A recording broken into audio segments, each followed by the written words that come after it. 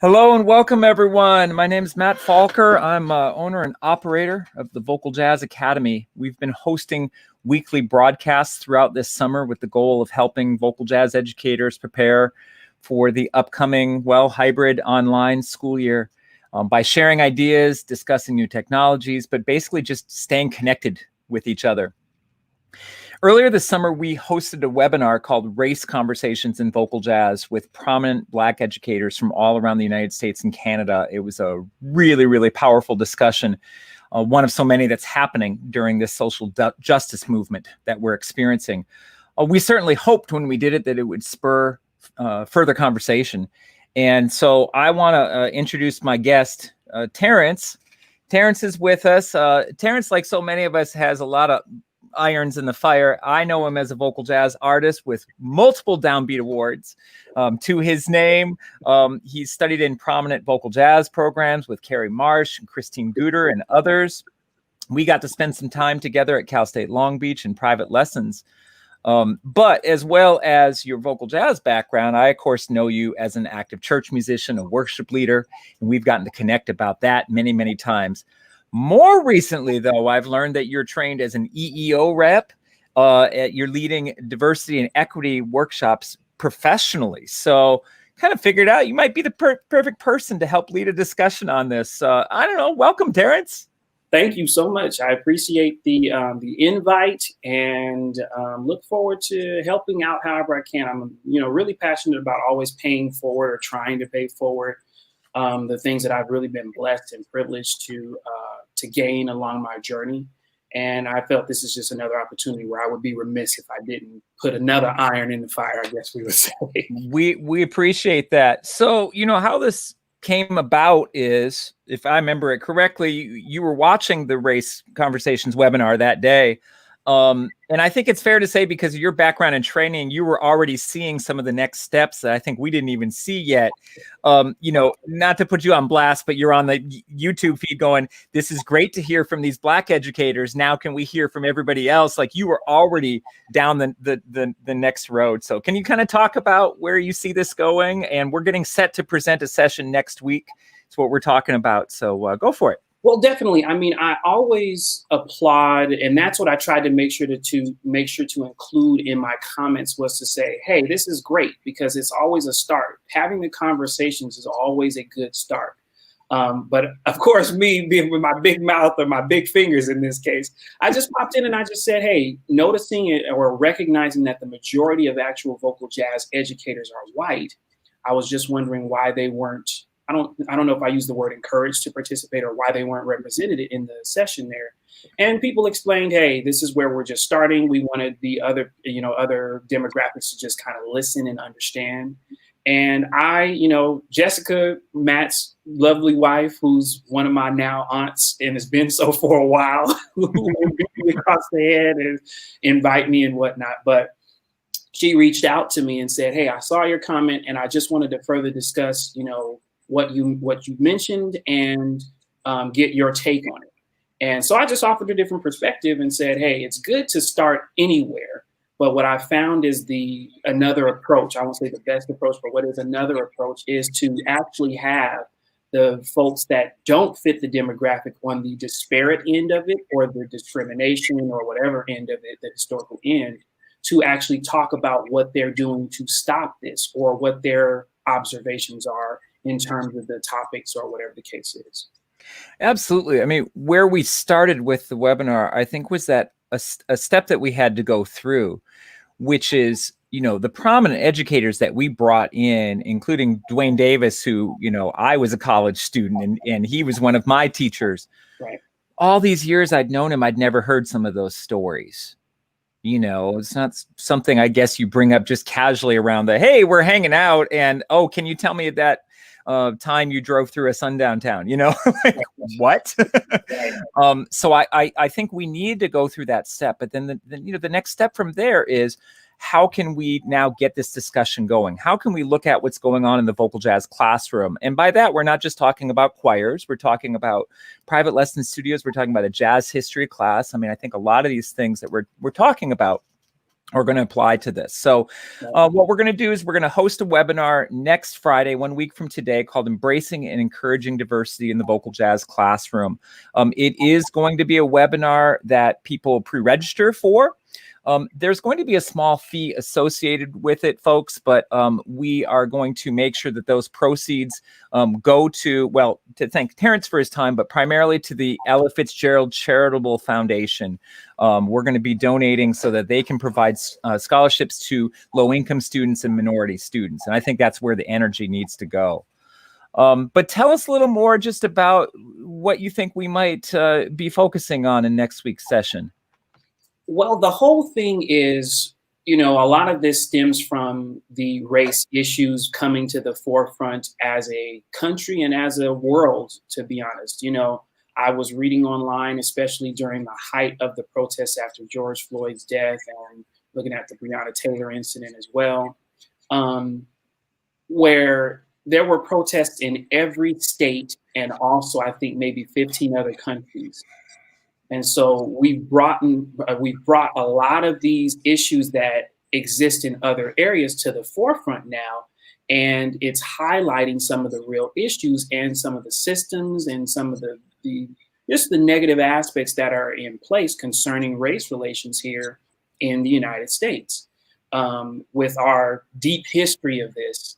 And so with that, we want to kind of talk about where we're at, the history, how sometimes things get ascribed or placed on, limitations placed onto things, and really just have a conversation about where we are, where we were, where we are, and where we're going in terms of this, and then what can we do? It's always about the action plan of what's feasible, what's possible, and what should we be doing concerning the stigmas in terms of jazz and our education. Well, and jazz, of course, which we know and revere as an African-American art form. And I think it's, for a lot of us that teach this, we obviously want to respect that. We want to deepen our students' knowledge in that history of that. And that can take a number of different forms, right? It can be in how we pick our repertoire. Are we highlighting Black composers or Black arrangers? I mean, there's a whole bunch of different applications for this, right? I mean, that's 100%. And the whole thing is what we don't want, just in terms of that. We don't want you to say, okay, I need to overcorrect for this, or I need to program a whole concert of only Black composers. That's not, we want this to just be in your lexicon to say, look, this is a Black art form. And so it's not just the norm to not have it or the norm to overcorrect. It's just, I want a diverse set of composers and arrangers within my set. And so I'm just going to naturally include that within.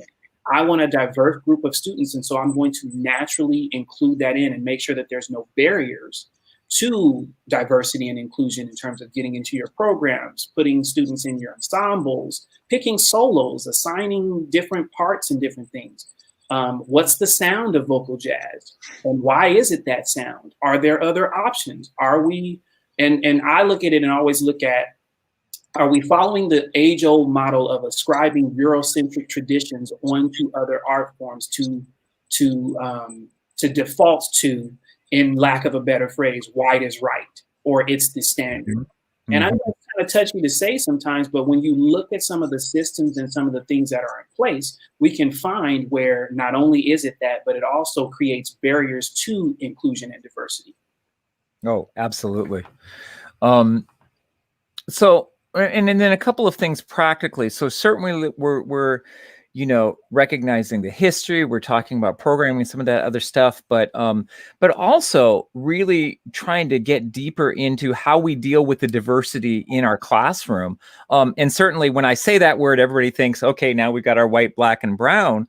But I'll tell you, musically and as a vocal jazz director specifically, I think of the divide in my classroom between the people that walk in and learned music by ear and approached this by ear, as opposed to the people who learned music, primarily by sight, by reading. And I know that maybe at first glance seems like an odd thing to bring up, but then you look at, how many students have I had come in? How many Black students have I come in and go, oh, do you know church? Oh, then you probably don't read, and I accidentally jump to that. And, and so some of those things, I think we're going to be addressing things like that too, right? And that's what you're getting at, is really the unconscious biases that can accompany some of what we project and act on.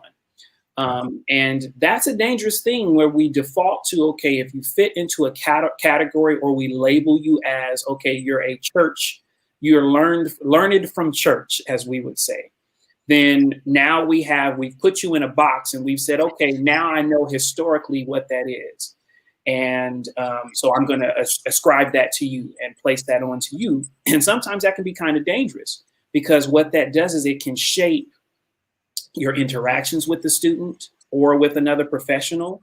You can, and then sometimes as educators, you can, unbeknownst to you, pass this on to your students. I can't tell you how many times in some of the institutions that I've been in as a student, and sometimes in teaching, because I do have some private students and whatnot. I haven't taught at the collegiate level, but I do have private students, right, where colleagues of mine will be talking about a certain person, and they'll say, "Oh, well, they can't read."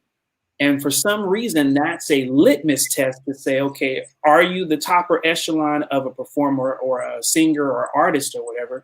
And I hate to say it, but it's a load of crap, because that's not the only measurable or standard to say, are you the top echelon, or do you cut it? Can you hang? Can you get the gig? It's interesting, because there's obviously, you can be an incredibly successful musician without going through academia, without having a degree. And one of the first things that I do tell my students when they walk in the classroom, especially my theory classroom, and go, okay, we are going to learn how to read and write music today. And I tell them, if you come back to me and you say, I have a music degree, what that doesn't tell me is that you know how to sing or play music well. What that tells me is that you have gone through a theory program, that you've learned how to read and write. And that's one angle you can take towards music. It's certainly not the only way. You don't need to read or write to play for Beyonce, or, in a lot of the churches, regardless of the demographic of the church, reading has become less and less as we've gone through the years. So I think it's one angle, but we're talking about this, of course, from a classroom perspective. So we're kind of marrying, academia with the practical. Oh, definitely. And I think that's what we look at when we talk about jazz as an art form and where it started from. If you look at the old traditions of jazz, really the musicians back in the height of it, from the 30s, 40s, 50s, we don't care if you can read or not. Can you play? Because you had tons of musicians, tons of singers. Look at the singers that we revere as vocal jazz artists. You talk about your Ella Fitzgeralds, your Jon Hendricks, your even Kurt Elling to some extent. These artists are not primarily readers. Right. And yet these are the people that we revere as the standard of what singing jazz is. Mm-hmm. And so where did we now let the trajectory of that tradition now change, and we put up a fence to say, no, now in order to get inside the group or to be deemed as credible, you have to have this skill of reading. Right. So, but at the end of the day, we know the most complete musicians, the ones that we revere and respect, do both. Exactly. Right? At the end of the day. Well, and that's what we get to. So by the same token that we're trying to ensure that students can read, and we put such an emphasis on that in certain programs, do we also try to get the students that can read very well to bring their hearing up to snuff as well? Mm-hmm. Because I know if I hear something, and as I've had to do this and practice this for years, playing in church and playing in, pop gigs and R&B gigs, if I hear something, most of the time I can almost figure it out within a couple of passes, just because I've had to practice the ear over years and over time. And so it is a skill that you can develop and you can work on. And Christine Guter, who I did last study with, and still currently study with, because I'm wrapping up my degree shortly. I would use the term in the Black community. We would say, if you could hear a rat licking ice. And Christine is a person who can hear a rat licking ice. Her ear is very sharp. She'll hear if you're using the wrong type of, if your diction is wrong, or if your tone, if you're turning words. And that's the same thing I noticed with me when I would be in front of choirs in church, or if I was on set with a certain, I've done some things with web series and things. I would hear something and I'd be like, dude, how the heck did you hear that? I'm like, I don't know. It's just years of experience and being steeped in that, especially coming from church, but then bridging the gap. And so I think as educators, we've got to be really careful of staying in one mode and defaulting to one. And so what I try to get students to do, especially with my private students, the younger ones, we'll go through and we'll start with the basics. And then I say, okay, so what do you like to listen to that's on the radio? And the kid and the parent will look at me like, what are you talking about? And they'll say, oh, some song by Taylor Swift or whomever, whatever. And I'm like, okay, cool. So what I want you to do is, you may not even have learned in those keys yet. We'll start in C because it's all white keys. And I say, you may not know the keys or anything, but I want you to sit as long as you can and as long as you are interested and figure out what it is that you're hearing. And it keeps them interested. And so then I'll go the next step and I'll say, so I'm going to write out what you just learned by ear so that you can see what it is that you learned by ear to correspond to, which is a different approach of doing it. But what I'm trying to do is pump out, ultimately, as long as I have this student, I'm not trying to pump out a musician. I'm not trying to pump out a singer. I'm trying to pump out an artist, which is a different threshold to where they have so many skills to pull on, to where if they go out and they say, okay, I've got a pop gig that I could play. Okay, I have experience with ear training and playing that style, so I at least have the skills to be able to say, I can try to do this. Wow. Yeah, that's really cool. So as we get set to present this webinar, which, I mean, we're using the word webinar, but it really is going to be, we'll send out a Zoom link, right, to participants, and people will be, I've been calling you the presenter, but I think I really should be calling you the facilitator, right? I mean, I use facilitator is cool, but moderator more than anything, because I'm going to use this more, and I use all sessions that I do as a discussion. I will offer some things, and I always give room for pushback, for agreement with what I say, for disagreement.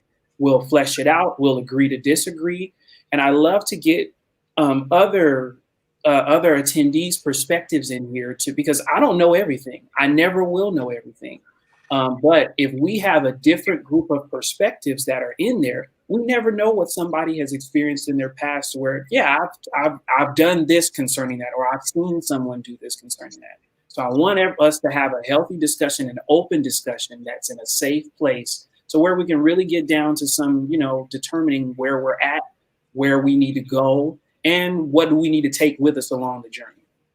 Absolutely. And that's why we'll be recording it for archival purposes, but we're definitely not going to broadcast it, and we don't want people to be worried about talking on camera and all that sort of stuff. It really is just a discussion, held with these people in the room here. So one of the other things that we've decided to do is not just make this open to vocal jazz educators, but to students as well.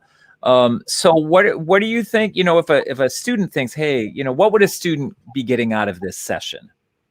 Well, and I think that's the important thing. And I do applaud you all for opening this up to these students as well, because the thing is, your perspective as a student is no less valid, or you can't put a hierarchy and say, oh, if you're an educator, then we want to only hear from you. It's important for educators to sometimes look at the efficacy of how they're educating based off student response and student perception. And so, we do this all the time in our institutions with evaluations that students do. But we want to do this also real time to say, are there any students that are present? What have you experienced?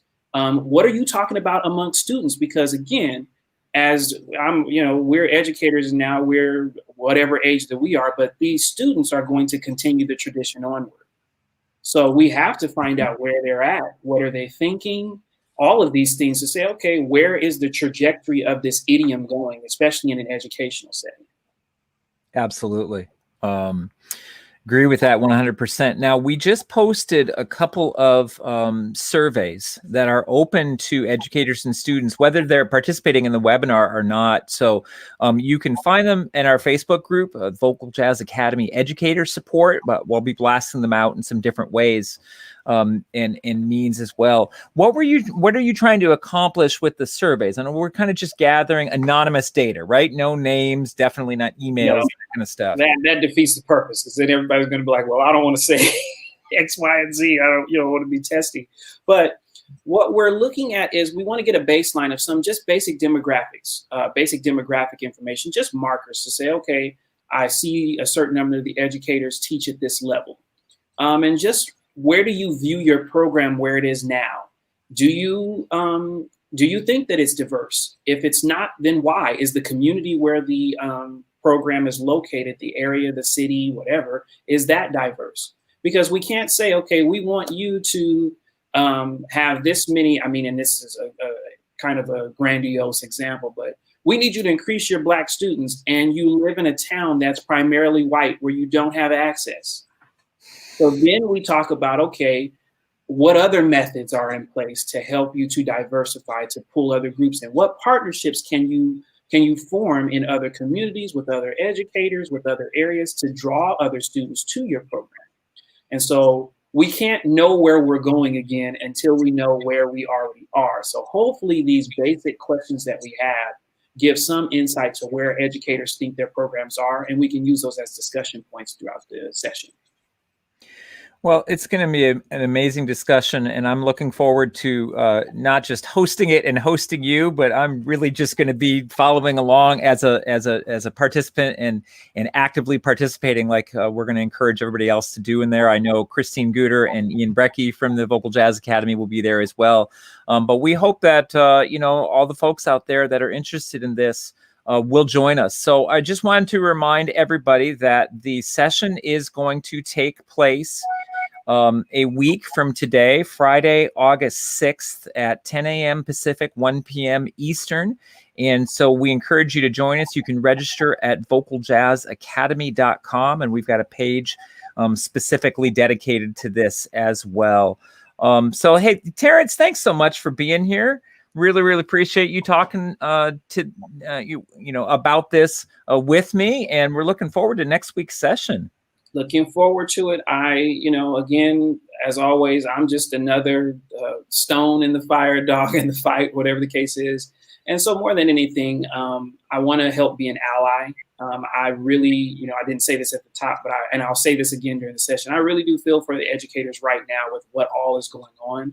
And so, how can we help? How can we empower educators to continue to be at the forefront of what's important for continuation of viability of society, but also how do we do it better? How do we be more informed? And so I look forward to help facilitating the discussion and learning myself as well. Thank you so much, Terrence. And just as a reminder, again, folks, the proceeds are going to the Ella Fitzgerald Charitable Foundation. And so we ask you to join us in partnering for that cause. But hopefully we'll see you all register over the next few days. Registration will stay open through the morning of the event. And Terrence, we'll see you next week. Thank you. See you guys all next week. Thank you so much.